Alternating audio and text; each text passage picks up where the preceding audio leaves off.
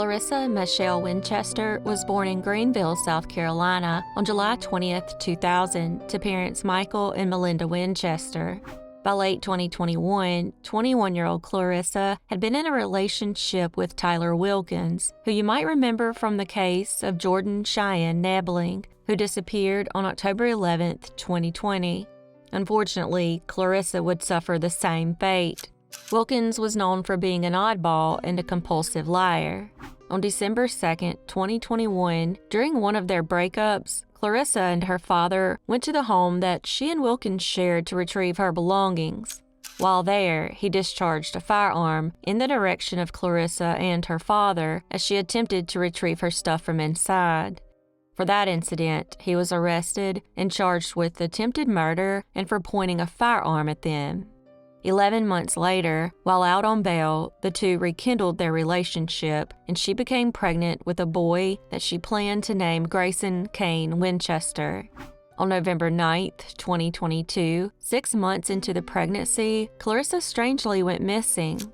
Her parents tried calling both Clarrissa and Wilkins' cell phones all day, but neither answered. Wilkins then apparently turned his phone off because calls began going straight to voicemail. They eventually decided to go to their daughter's home, where they encountered Wilkins. He knocked on the door, and Wilkins answered, but upon seeing Michael, he immediately closed the door. They then called 911, and officers were quick to respond. Officers asked if he knew where Clarrissa was, but he said no. However, the location of her cell phone showed it was inside. Once officers were able to get inside, they sadly found Clarrissa dead on the bedroom floor, along with Grayson. It turns out that Wilkins began beating her and didn't stop until she and her baby were dead. He was then arrested and charged with murder and kidnapping since he held Clarrissa in the trailer against her will. Shockingly, it was discovered that Wilkins' cousins, 43-year-old Michael and 49-year-old Melissa Burnett, were in the home at the time of the murder and did nothing as he killed her.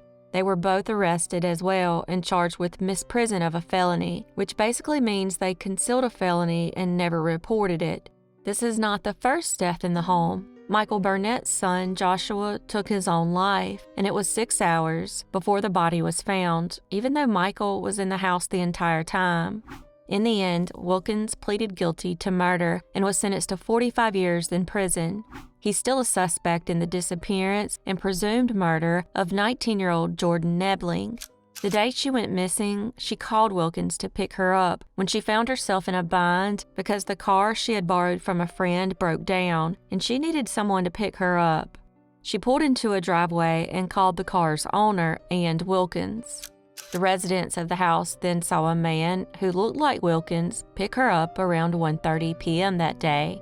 He even admitted to picking her up, driving her to his home where they argued, and says she walked away, never to be seen alive again. She was reported missing a month later and remains missing today.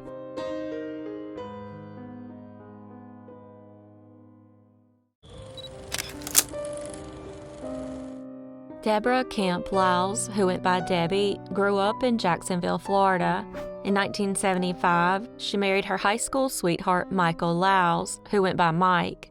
They would go on to have 5 children and be married for 41 years until a horrible tragedy occurred. Later on in life, Debbie began working as a music teacher in the public school system and was said to be very loved by her students. She also became the children's director at her Southern Baptist church. In the mid-'80s, they bought a house that the neighbors referred to as the Castle. One day in 1993, a stranger by the name of Curtis Head knocked on the door looking for work and offered to tend to their yard. Debbie told the man her husband could probably help him when he got home, but instead he burst inside and began punching and choking her. He tied her up and stole $50 in cash, her wedding ring, and her car keys. Once he put his hand around the back of my neck, then I faced death. I lay there on the couch and I thought, I love being the mother of 4 children. I don't want it to end. The impact is it has changed my perspective of life.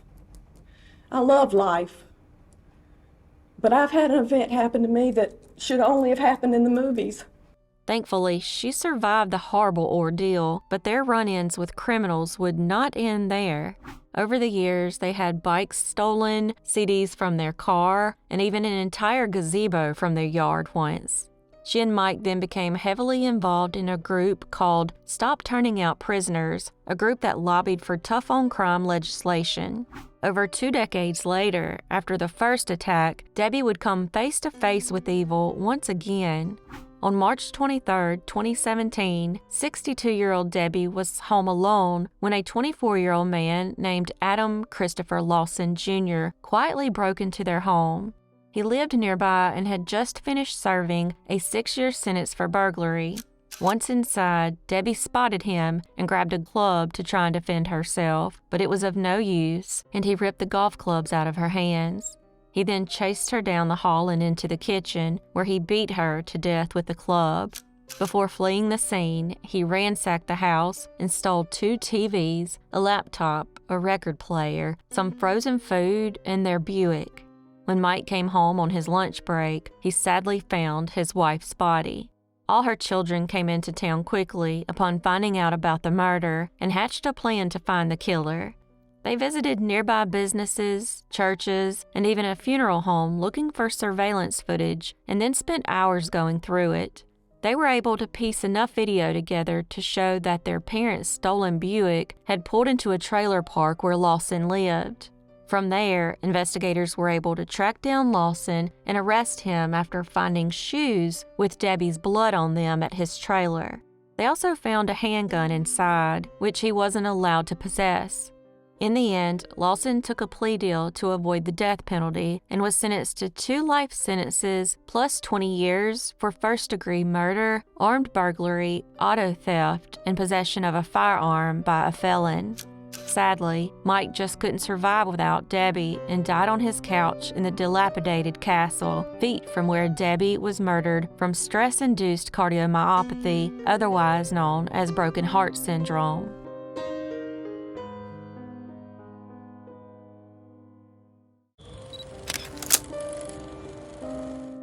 Jamie Felix was born to parents Thomas and Linda Bukowski on July 14, 1978, in Bad Axe, Michigan.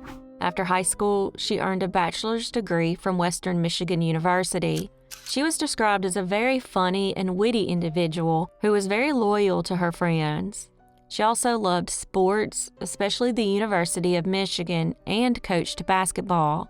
In 2016, she and her husband, Ray Felix, moved from Michigan to Port St. Lucie, Florida. She then got hired at Manatee Academy K-8, where she taught math and was named Teacher of the Year in 2023. Sadly, the very next year, a horrible tragedy occurred. Jamie and Ray had a very tumultuous relationship. He had spent years physically and emotionally abusing her. In October 2023, Jamie called the police on him after he physically assaulted her and took her phone. When officers arrived, she explained that they were at the point of filing for divorce. She also warned them that Ray could be very manipulative, was retired from law enforcement, and knows how to play cops. He was then charged with felony battery, and a court date was set for April 1, 2024. 3 days before that court date, co-workers of Jamie's received an email that Ray sent out that said that Jamie was lying about the domestic violence incident. At 6:30 p.m., they forwarded the email to the police. Earlier that day, Jamie and her 2 sons, ages 10 and 17, were leaving a business in Port St. Lucie when they were approached by a man they soon recognized as Ray, who had a gun and was dressed in disguise. He then forced the 17 and 10-year-old into his rental car and told the 17-year-old to drive and follow close behind. He then got in Jamie's SUV and instructed her to drive toward West Palm Beach. After driving for about an hour, the vehicle Jamie was driving suddenly swerved into the parking lot of a local motel in West Palm Beach. Once she was stopped, she exited the vehicle and tried to flee, but was shot and killed by Ray. The kids watched their mom fall to the ground as their dad sped off in the rental car. He drove back to the rental agency and, upon arrival, remained sitting in the car. Eventually, officers caught up to him, and as they began to approach, he shot himself. He was rushed to the hospital and died a few hours later. As for Jamie, she was sadly pronounced dead at the scene.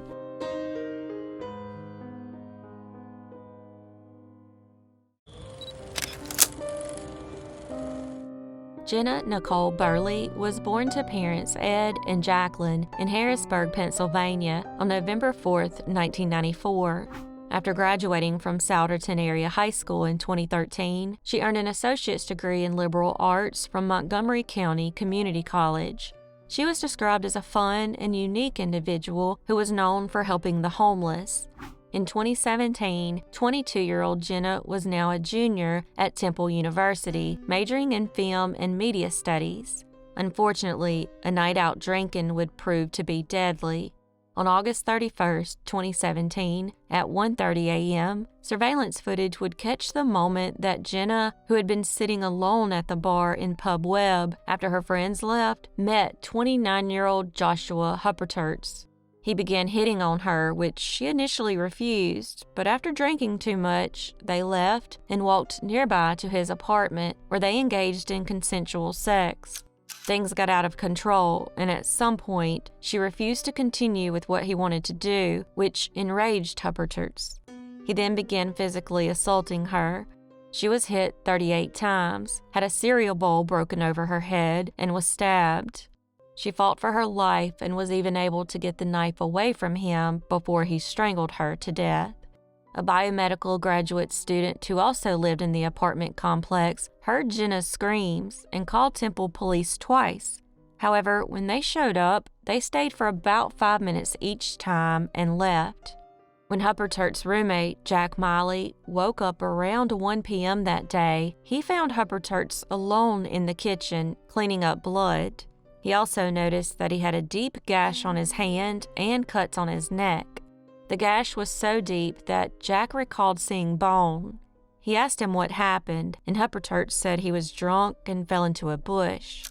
Later that afternoon, Hupperterts enlisted the help of his cousin, Eric Carlson, and a Lyft driver to move the plastic storage tote with Jenna's remains inside to his grandparents' house in Wayne County, Pennsylvania.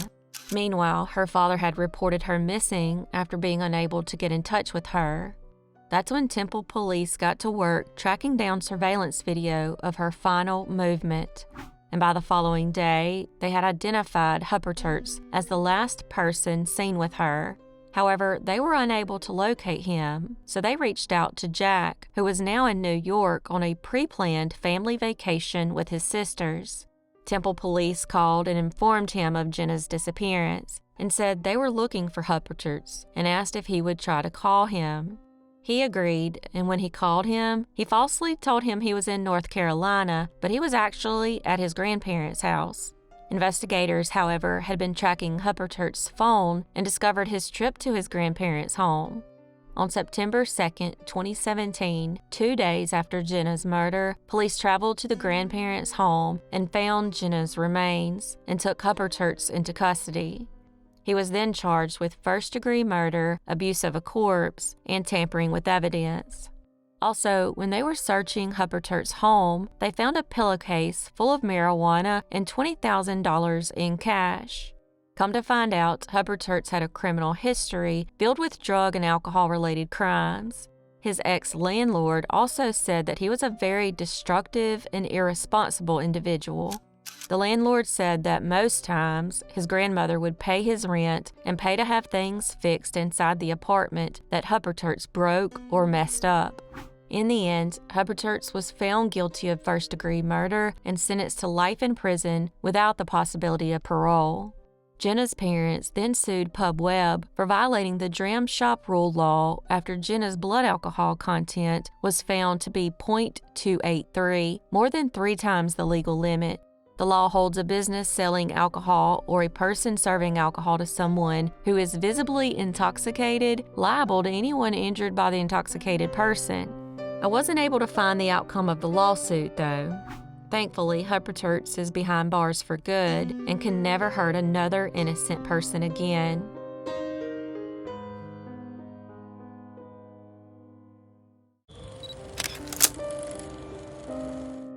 Michele Avila, who went by Missy, was born on February 8, 1968, in Los Angeles, California.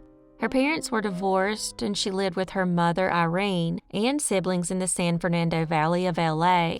She was described as a social butterfly, known for being pretty and stylish. In 1985, 17-year-old Missy was a student at San Fernando High School and dreamed of becoming a physical therapist, but would sadly never get the chance. Missy had been best friends with Karen Severson since they were 8. Unfortunately, after entering high school, the two had grown apart. From there, jealousy grew inside of Karen, and when it was all said and done, someone would be dead. Karen had begun spreading rumors that Missy was sleeping with different boys in the school. A group of girls even beat her up after believing the rumors. During their junior year, Missy began dating a boy named Randy, but it only lasted a month due to how much he partied. After the breakup, Randy and Karen began dating and eventually moved into an apartment together. Randy, still interested in Missy, continued to flirt with her. One time, Karen caught him pulling Missy down onto his lap. However, she had no interest in Randy and even advised Karen to break up with him.